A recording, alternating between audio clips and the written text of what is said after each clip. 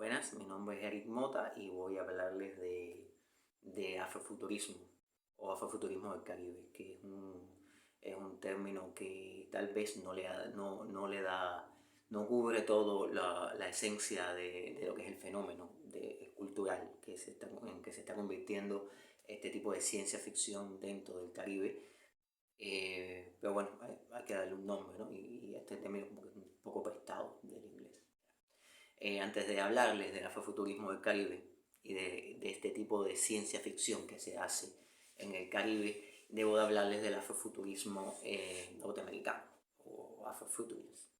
El término surge en los años 90, en 1994, por un teórico llamado Mark Derry, que simplemente es una especie de término sombrilla que reúne a varios autores afrodescendientes, autores negros norteamericanos, como Octavia Butler, como Samuel Delany, y él como que habla de que este tipo de ciencia ficción, que era considerada de los años 70, era llamada Black Sci-Fi o ciencia ficción negra, y él simplemente como que trata de rescatar y de darle una connotación teórica interesante y sólida a la obra de estas personas, pero al mismo tiempo establece como una línea divisoria entre, recordemos que los años 60 y los 70 fueron la época dorada de la ciencia ficción norteamericana, y claro, había personajes grandes autores dentro de la ciencia ficción norteamericana, como Isaac Asimov y Robert Heinlein,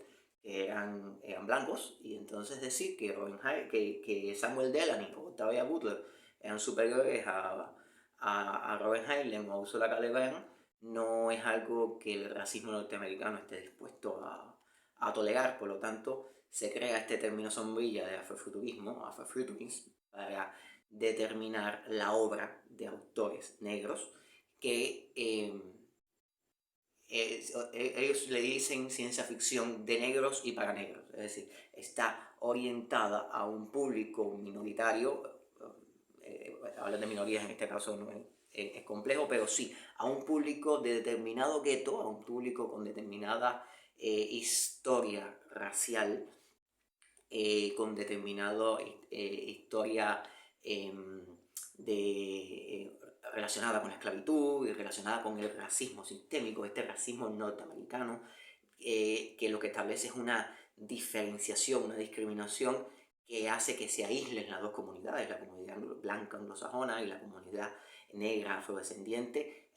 Crea como una especie de vacío cultural entre ellos, y entonces la ciencia ficción no está aislada de este tema, no es englobadora, simplemente hay una ciencia ficción blanca y una ciencia ficción negra. Para ellos casi todos los productos culturales están diferenciados, y también diferenciados en términos de mercado. Es decir, la ciencia ficción hecha por negros la van a consumir sobre todo personas del gueto, personas afrodescendientes. Entonces, claro, el término afrodescendiente a mí me resulta un poco incómodo de tratar, porque técnicamente todos somos afrodescendientes, ¿no? A África le debemos la humanidad que somos, pero bueno, es un término medianamente aceptado, y vamos a usarlo, ¿no? En esta charla, aunque no estemos totalmente de acuerdo. Entonces, bueno, por razones del colonialismo cultural y de la globalización, el afrofuturismo, que con los años ha dejado de ser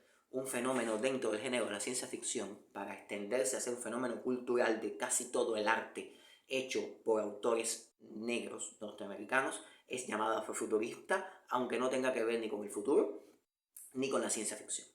Entonces, he incluso visto definiciones norteamericanas de afrofuturismo, alegóricas a la música, o incluso a historias realistas, a historias de literatura hecha simplemente por autores negros. Es considerada afrofuturismo, como una especie de regreso de identidad y de elementos culturales de determinado grupo. Pero bueno, el afrofuturismo se sale de las fronteras norteamericanas, ¿no? Entonces, porque existe una diáspora africana, pero también existen autores africanos. Y entonces los autores africanos tienen un problema con el afrofuturismo. De hecho, ellos prefieren que no se les llame autores afrofuturistas. ¿Por qué razón? Bueno, para empezar, no todos los autores nacidos en África son negros. Y para terminar, no todas las historias de ciencia ficción que se producen en África tienen que ver con la esclavitud o con los descendientes de la esclavitud o con la temática que generalmente emplean o solían emplear los autores afrofuturistas norteamericanos. Es decir, podemos encontrar, y hay ejemplos que lo demuestran, de una ciencia ficción africana que no tiene nada que envidiarle a cualquier película norteamericana de ciencia ficción. Es simplemente una historia que se proyecta en África hacia el futuro, pero que no tiene nada que ver con la identidad cultural africana o con las religiones africanas o con la herencia de la esclavitud de la diáspora africana. Entonces, la diáspora, o sea, la diáspora africana fuera de los Estados Unidos también ha hecho su propio afrofuturismo, que es un afrofuturismo que tiene que ver no con otras formas, como respuesta a otras formas de racismo. Tenemos que tener en cuenta que el racismo anglosajón norteamericano es un racismo que divide culturalmente, pero en América, sobre todo en América hispana, en español, estamos hablando de un racismo que está relacionado con el mestizaje. Es decir, un racismo que no solamente es hacia el descendiente africano, sino también hacia el mestizo, hacia el mulato, hacia el indio. El elemento indigenista cobra vida en América y mantiene también una distancia del indigenismo con el afrofuturismo en América. Ahora, ¿cómo llega esto al Caribe? ¿Qué sucede? Que el Caribe es un área cultural multinacional, pero que tiene un pasado histórico común, un pasado histórico de explotación común y una cultura de resistencia común a casi todas las naciones.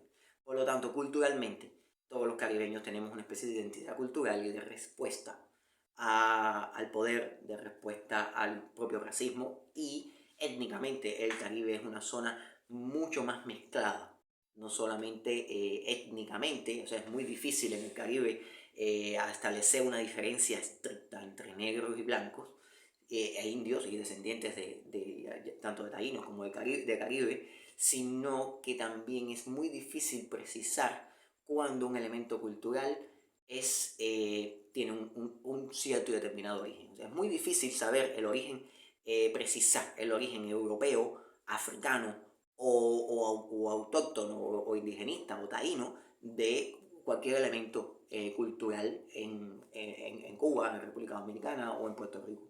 Es distinto. Y esta proyección hacia el futuro de nuestra identidad cultural, que es una identidad cultural mezclada, y no solo mezclada, sino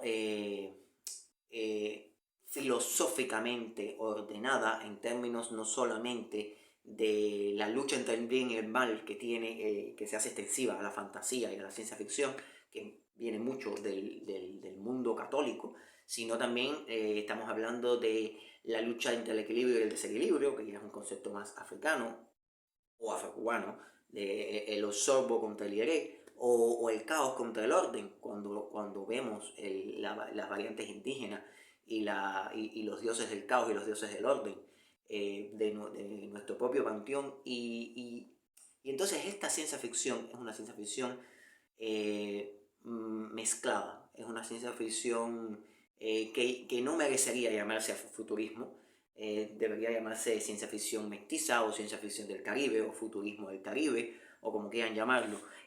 La cuestión está en que se trata de una componente nueva de la cultura popular que toma distancia con la ciencia ficción como se ha hecho hasta el momento. Autores como Rita Indiana de República Dominicana, mi propia Van Underwater de aquí de Cuba, de Nalo Hawkinson de Jamaica, tienen identidades culturales, tienen esta mezcla de cultura, esta mezcla racial y al mismo tiempo esta interacción extraña con el mar, con el futuro, con la resistencia, con la colonización. Y entonces este nuevo movimiento que está surgiendo en el mundo de la literatura de ciencia ficción, creo que vale la pena tenerlo en cuenta.